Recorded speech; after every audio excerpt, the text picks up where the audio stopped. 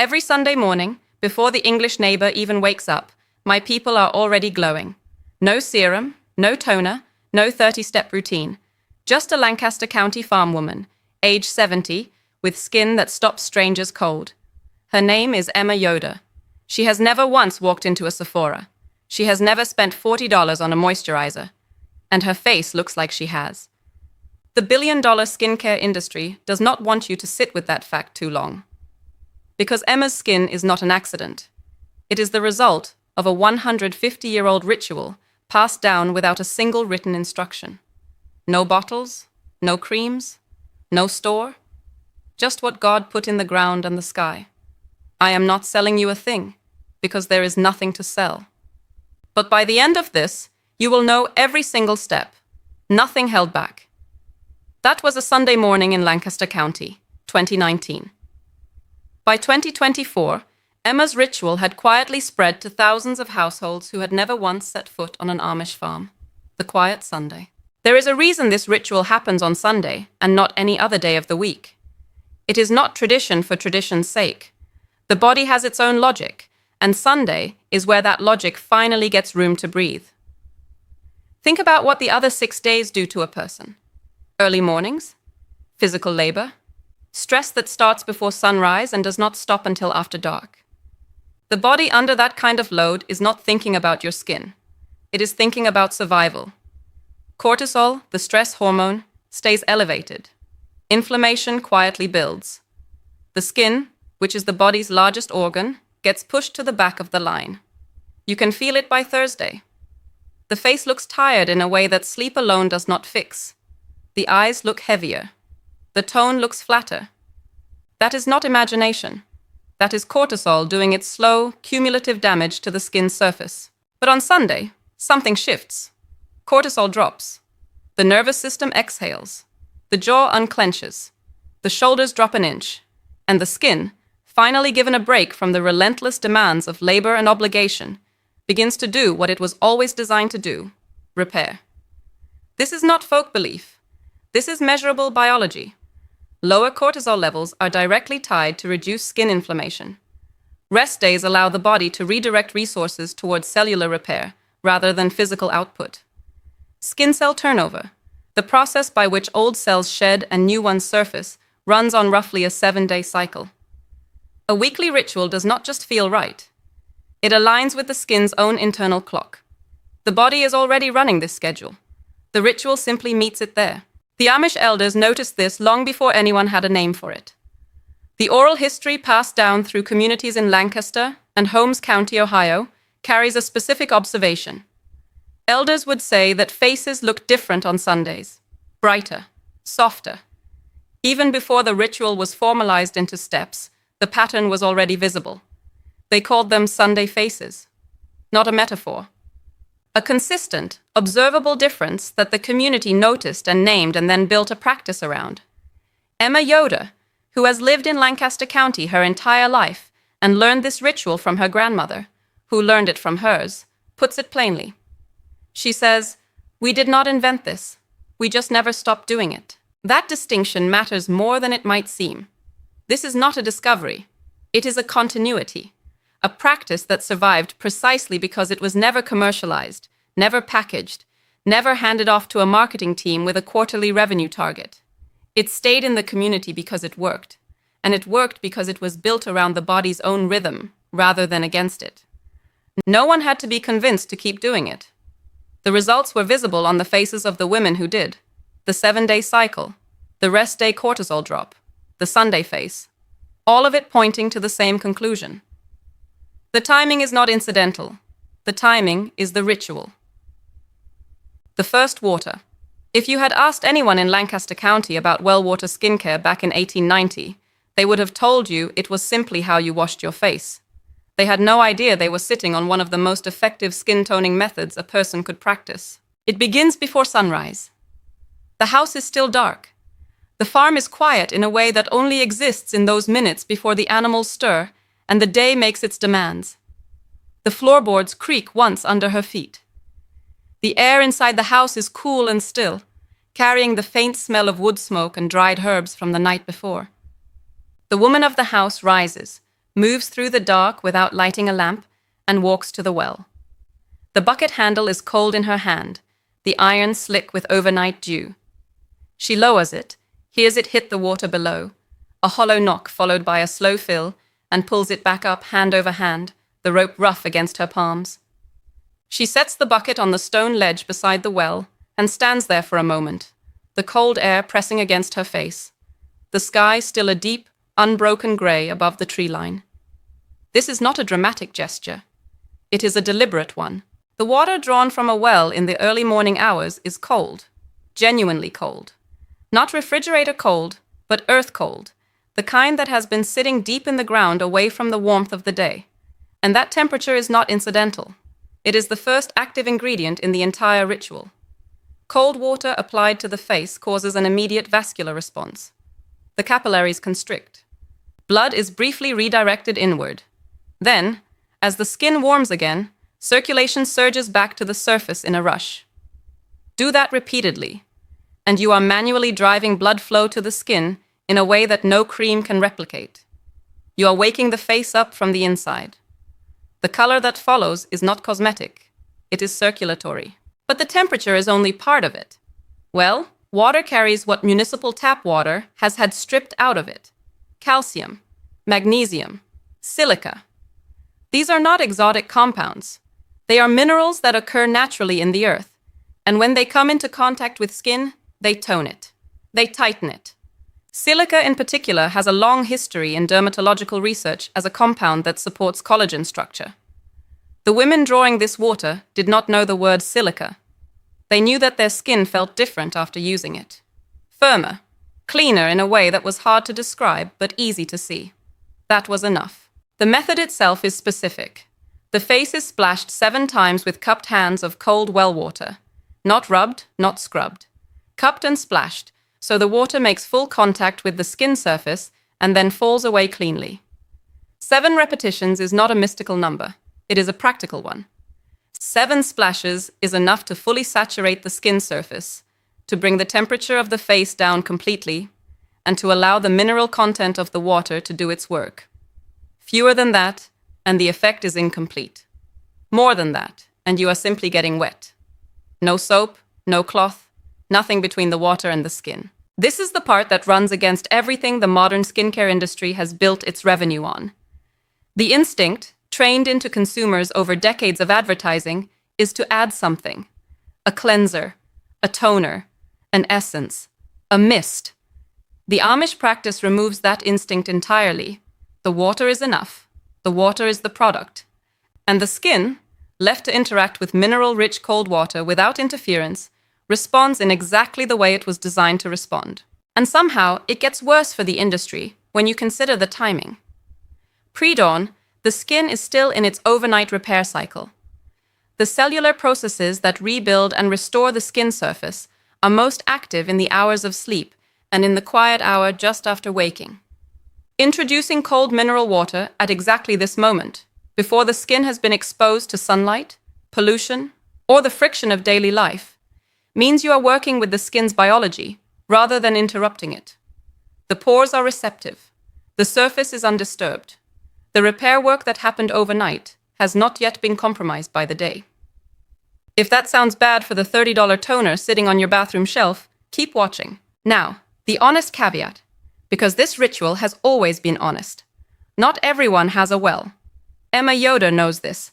The elders who passed this down knew that the world beyond Lancaster County runs on municipal water, and municipal water is chlorinated, fluoridated, and processed in ways that change its character entirely. Chlorine, in particular, is a skin irritant. It strips the skin's natural oils. It disrupts the microbiome on the skin surface. Washing your face with chlorinated tap water first thing in the morning is, by any reasonable measure, not a neutral act. It is a small insult delivered to the skin before the day has even begun. The practical alternatives are 2. Collect overnight rainwater in a clean container and use that. Rainwater is naturally soft, low in minerals, and free of chlorine. It is not identical to well water, but it is closer to it than anything coming out of a city tap. The second option is simpler. Fill a bowl with tap water the night before and leave it uncovered on the counter overnight. Chlorine is a volatile compound. Given enough time and surface exposure to open air, it off-gases. By morning, the water in that bowl is meaningfully different from what came out of the tap 8 hours earlier. Not perfect. Better. The ritual does not demand perfection. It demands consistency and intention. Show up every Sunday. Use the best water available to you. Cup your hands. Splash 7 times. Let the water fall away clean. Everything the skincare industry had built was about to work against them. The steam rises before the sun does. It is early Sunday morning. The kitchen is warm and close, the ceiling low, the walls still holding the heat from the night before. A cast iron pot sits on the stove, its black surface dull and familiar, and the water inside is just beginning to roll, small bubbles forming along the bottom before breaking loose and rising in thin columns toward the surface. The sound is barely there at first, a faint ticking against the iron, and then a low, steady hiss as the heat builds. This is step 2, and it costs nothing. She reaches into the garden before the dew has dried. The grass is wet under her boots, soaking the leather at the toe with each step.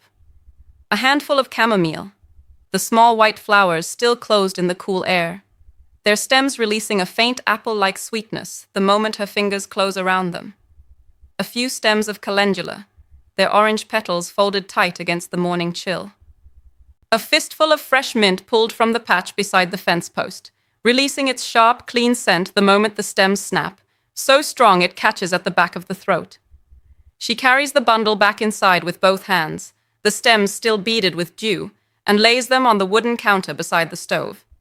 Nothing purchased, nothing packaged, everything grown within 20 feet of the back door. And then she made the one decision that changed everything. She chose the garden over the store. Every single Sunday, the herbs go into the pot, the water comes off the heat. She drapes a linen cloth over her head, leans forward over the pot, and disappears into the steam for 5 to 7 minutes. The warmth is immediate and total, pressing against the forehead and cheeks and the bridge of the nose all at once. The scent of chamomile rises first, soft and slightly sweet, followed by the sharper edge of mint cutting through it, and underneath both of them, something earthier and warmer from the calendula. That is the entire method. No machine. No timer with a digital readout. No app tracking her minutes. Just a woman, a pot, and plants her grandmother also used, in a kitchen that smells of mint and something older and warmer underneath it. Think about that for a second. The compounds doing the work here have names that cost $40 to find on a serum label. Bisabolol, the active in chamomile, is clinically documented to reduce skin inflammation. Lutein, concentrated in calendula petals, has been studied for its role in brightening uneven tone and protecting against oxidative stress. Menthol from the mint causes a mild vasodilatory response at the skin surface, drawing circulation upward and giving the skin a visible lift in color and tone. These are not folk claims.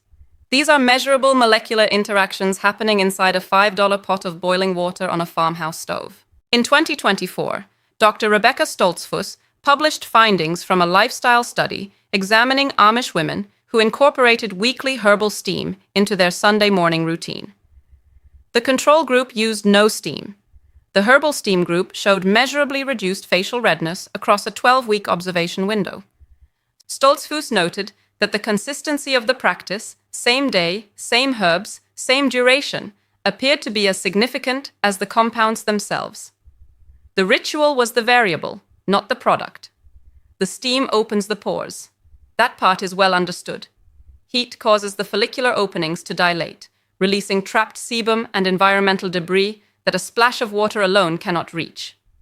But what the herbal component adds is a delivery mechanism. The volatile oils in chamomile and mint become airborne in the steam. They make contact with open pores at the precise moment the skin is most receptive. The timing is not incidental.